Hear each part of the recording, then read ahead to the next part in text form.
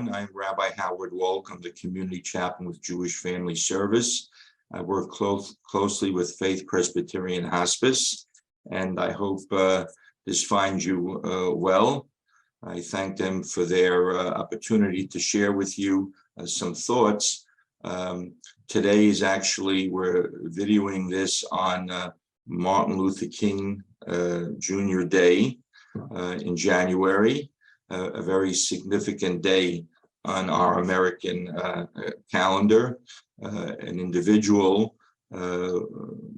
his plaudits really, I don't think, have to be said too loudly. We're all very well aware of how an individual can really transform a country and transform the way people think.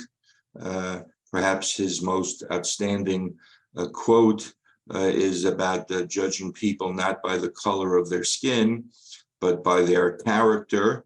And in all the work that we do, social workers, therapists, clergy, we work with all different kinds of people, different backgrounds, different faiths, different perspectives.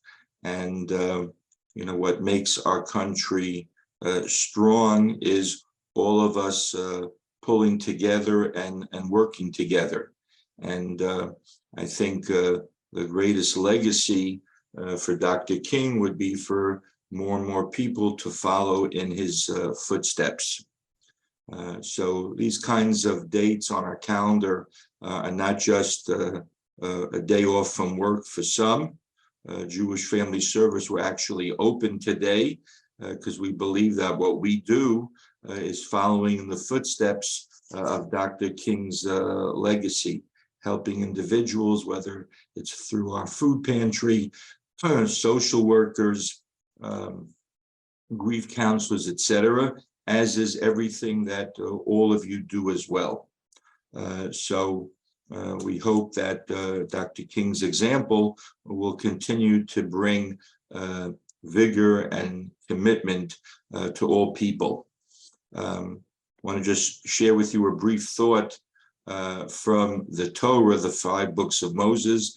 We've just started reading the second book, the book of Exodus. We're introduced to Moses as a child being rescued in the waters of the Nile River by the princess. But briefly, the first 3 events in the life of Moses as an adult, I think, really underscore why he's chosen to be the leader of the Jewish people. In the first, Moses goes out and sees an Egyptian taskmaster beating up, killing a Hebrew slave. Moses looks around, no one's coming to the defense of the slave. Moses saves the slaves, kills the Egyptian. In the second event, 2 Hebrews are arguing. One is about to hit the other, and Moses says, "Why are you going to hit your brother?" And because they inform on Moses to Pharaoh, Moses has to flee the country for killing the Egyptian. He goes to the land of Midian, and he sees a group of Midianite shepherds accosting a group of female shepherds, and he comes to their assistance.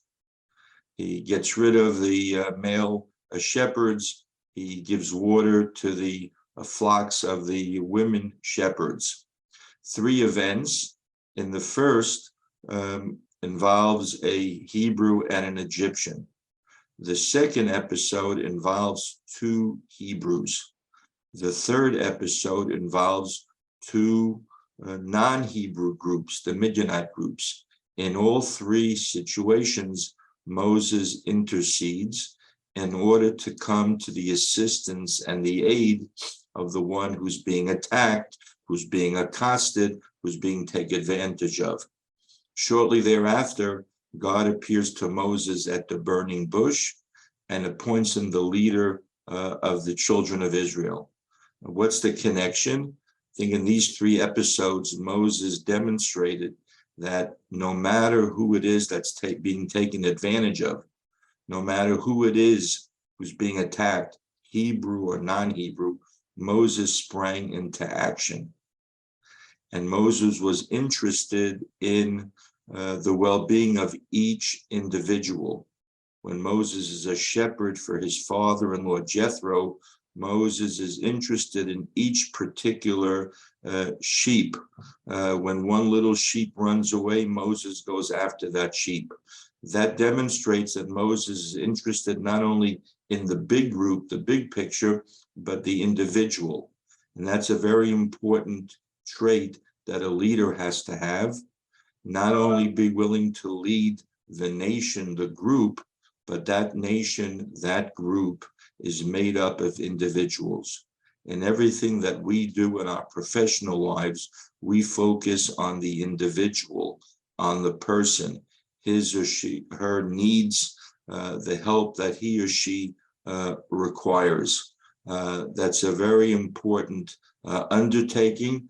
I think likewise, Dr. King was motivated by his commitment to every human being, to every individual, regardless of their faith, their creed, their background. And that's the shining example that he provides for all of us. Shalom, and thank you for your attention.